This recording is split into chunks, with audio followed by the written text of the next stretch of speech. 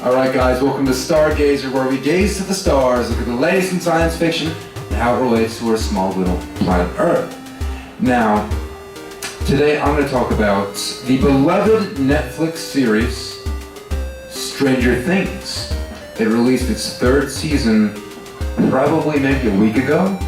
So since it's the best thing since sliced bread, I should probably talk about it. I mean, I got a pop figure of 11 for Christ's sake. I think I'm worthy to talk about this. I'm definitely enough of a fan. So here I am talking about Stranger Things Season 3.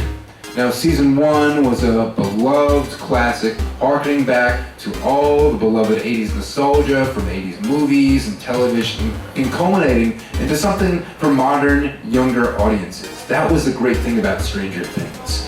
It really tied together a fan base of younger people for something that would be considered maybe a little bit older. Season 2, it wasn't as loved, but it was definitely a solid season that people really enjoyed, and it leads a lot because the whole show is about having a younger cast, and not only are they dealing with the strange and the supernatural and sci-fi, but they're also dealing with growing up. So now you have these kids who are pretty much going into high school, the older kids who are pretty much college age right now. And the question is, what are they going to do with them in this coming-of-age story known as Stranger Things?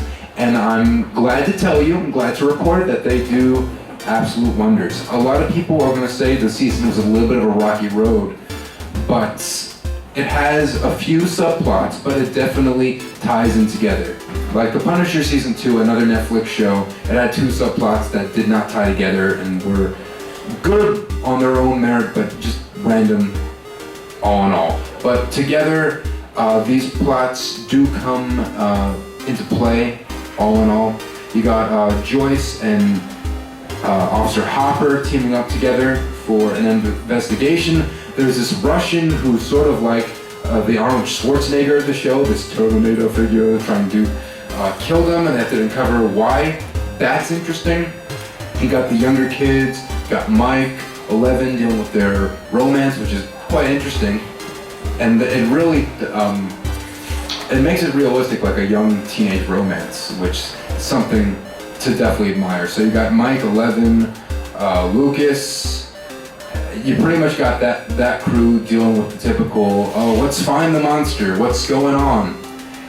You also have another subplot, Nancy and Jonathan, who started a new job from Season 2, and things may not be as good as they seem. You uncover more, and they uncover more as a result. So it's their romantic dynamic and the professional dynamic. New stuff. You also have Dustin teaming up with Steve and a new friend, Robin, working at a mall. With Steve, he was the popular stud. He's out of high school now. What is he going to do? He works at an ice cream shop. So that's pretty interesting. And they uncover maybe something with Russians. Something about Russians, something with aliens. I mean, Stranger Things, there's going to be aliens. So definitely something to really uncover there. What's going on? You'll find out if you watch this season. A lot of people did have problems with the Russian subplot with Dustin, Robin, and Steve. They thought it was too cheesy, but come on. Stranger Things is all about harking back to the 80s. The 80s was cheesy as all hell, but it was fun. Everything about this season is fun. The first 2 episodes, maybe 3 episodes, were a bit slow, a bit boring, but at least you could appreciate and admire the characters and the actors in general. And once it picks up, once it develops, it is strong, it is super engaging, and there were tears in my eyes at the last episode. So if a show makes me feel something, you have to acknowledge that it was effective in some way. So a lot of good stuff when it comes to the monsters, maybe retreading a little bit, but a very interesting dynamic also with the inclusion of the mall, and a lot of things centering around this big mall, because malls were popular in the 80s.